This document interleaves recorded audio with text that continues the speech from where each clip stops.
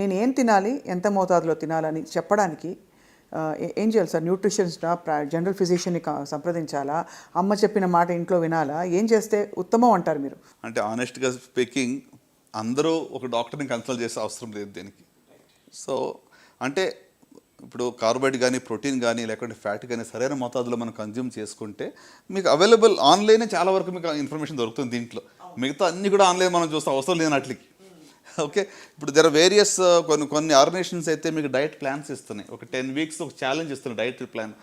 అంటే ఒక మంచి అలవాట్లు వీళ్ళకి అంటే అడాప్ట్ చేసుకోవాలని చెప్పి ఇవన్నీ కూడా ఇస్తూ ఉన్నాయి. కరెక్ట్. సో కనుక I think each one is the personalised option అండి. అంటే నేను చెప్పేది ఒకటి అందరికీ అది వర్తించకపోవచ్చు. Correct. So we have to make our own plan. నేను ఎందుకు ఇంత స్ట్రెస్ చేసి అడుగుతున్నానంటే sir, food is the main thing that is driving our life ఈ మధ్యకాలంలో. ఇదివరకు ఒక 6-7 ఇడ్లీలు ప్లేట్లో పెట్టేసుకుని చక్కగా ఒక కప్పు సాంబారు, ఇంత కొబ్బరి పచ్చడి వేసుకుని, నెయ్యి వేసుకుని తింటే మనం కంఫర్టబుల్గా తినేసేవాళ్ళం. ఇప్పుడు ఎందుకో హరాయించుకుంటాం, లేదా ఎన్ని క్యాలరీస్, ఒక ఇడ్లీ ఎంత సైజ్ ఇడ్లీ, ఇవన్నీ చూసుకుంటూ అంటే చూసుకోవాల్సిన పరిస్థితుల్లో ఇన్ఫర్మేషన్ కూడా వచ్చేసింది. సో తినేటప్పుడే ఒక స్ట్రెస్లో తింటున్నాం మనం. So how do you approach food from the perspective of long term ailments like cancer? అంటే ఫుడ్లో balance is most important and choices is most important. ఫండమెంటల్గా చెప్పాలంటే green leafy vegetables, fruits, 4 to 5 servings of fruits in your meals is going to do lot of good అండి. అంటే ఇందాక మనం tobacco గురించి మాట్లాడాం కదా, అట్లానే ఫ్రూట్స్ అండ్ వెజిటబుల్స్ పర్సే ఒక 20% క్యాన్సర్స్ తగ్గిస్తాయి.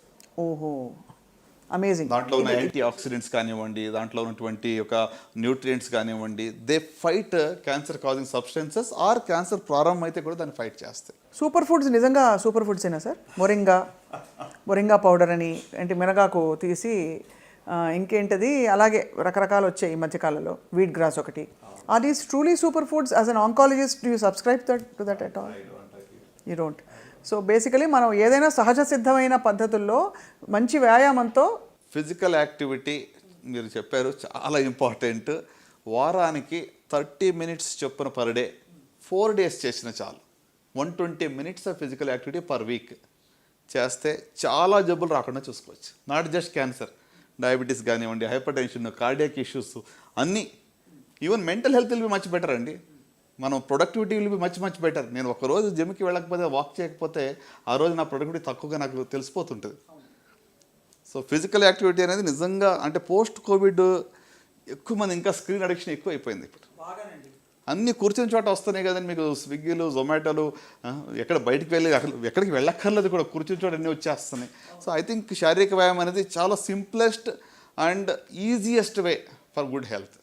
అంటే మంచి ఆరోగ్యం కోసం ఎక్స్పెన్సివ్ ఏమీ మనం చేసే అవసరం లేదు. ఫుడ్ చాయిసెస్, ఏమంటే physical activity, right, drink lots of water, ఇవన్నీ దీనికి ఖర్చుతో లేని పని ఇది. కానీ ఇవి చెయ్యి మనం. సార్ మామూలుగా అందరం అదే ఫుడ్ తింటాం, మోర్ ఆర్ లెస్ ఒక 80% స్పెక్ట్రమ్ ఒకే చోట ఉన్నాం ఇంచుమించుగా. కానీ కొంతమందికే క్యాన్సర్ వస్తుంది. ఆ కొంతమందిలో ఈ క్యాన్సర్ కణాలని ప్రేరేపించడానికి ఏ లక్షణాలు ఉంటాయి? Is it genetics? Is it something else that invites cancer? Sure అండి. అంటే క్యాన్సర్ రావడానికి జెనెటిక్ అనేటువంటిది, ప్రతి క్యాన్సర్ కూడా జెనెటిక్ అలాగనుకుంటే, ఎందుకంటే జీన్స్లో తేడా వచ్చినప్పుడే కదా కణాలకు విభజన అలా జరుగుతూ ఉంటుంది. కానీ ఇది జన్యుపరంగా వచ్చిందా, హెరిడిటరీ అంటాం. సో హెరిడిటరీ అంటే మీకు వంశపారంపర్యంగా కుటుంబంలో వచ్చేటువంటిది. దాని యొక్క రిస్క్ అనేది 5 నుంచి 10% మాత్రమే ఉంటుంది. సో మిగతా 90 నుంచి 95% అనేటువంటిది మనకు నేచర్లో ఉన్నటువంటి మనం ఎక్స్పోజ్ అయినటువంటి కార్సినోజెన్స్ వల్ల మనకు వస్తూ ఉంటుంది. సో ఇప్పుడు మీరు అన్నారు ఏ ఫుడ్లో ఉన్న ఏ కార్సినోజన్ ఎప్పుడు ట్రిగ్గర్ చేస్తుంది, ఇట్ డిపెండ్స్. ఇప్పుడు కొంతమంది ఏమంటారు దగ్గరికి వచ్చి, మా ఫాదరు 40 ఏళ్ళుగా స్మోక్ చేశారండి, ఆయనకి ఏ లంగ్ క్యాన్సర్ ఏం రాలేదు, ఎందుకు మానేయాలి? అవును, కరెక్ట్. చాలా కామన్ జస్టిఫికేషన్ మన కామెంట్స్లో కూడా పెడతారు సార్ ఇలాంటివి. అవును, కొంతమందికి రాలేదు అన్నంత మాత్రాన మనము దీనివల్ల వస్తుందని దాన్ని డిస్ప్రూవ్ చేయట్లేదు. 90% of the lung cancers direct related to smoking prove చేసాం. 10%లో మాత్రమే నాన్ స్మోకర్స్ కూడా లంగ్ క్యాన్సర్ రావచ్చు. అవును, correct. Okay, at the same time స్మోకర్స్లో రాలేదు అంటే దట్ డజంట్ మీన్ దట్ ఇంకా స్మోక్ చేస్తే ఏం కాదనేది కాదు.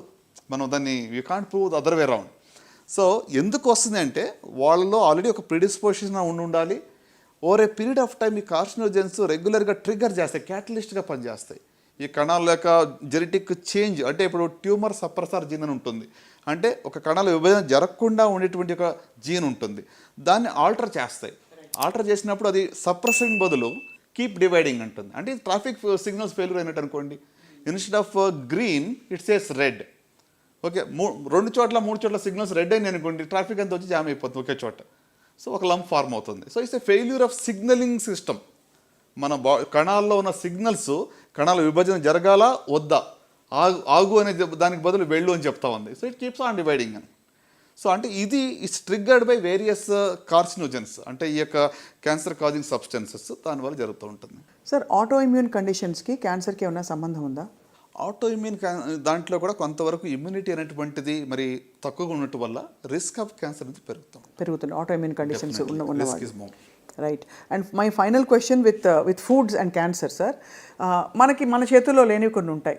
పెస్టిసైడ్స్ బాగా వాడేయడం, టాక్సిన్స్, మనకి ఈ మధ్య కాలంలో కొన్ని దేశాల్లో మసాలాల్లో కూడా ఎన్నో కార్సినోజన్స్ బయటపడ్డాయని చెప్పి బ్యాన్ చేస్తారు.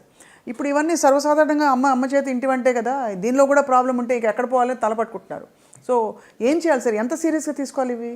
ఒకటండి, మన చేతిలో ఉన్నది మనం చేయగలం. Prevent the preventable.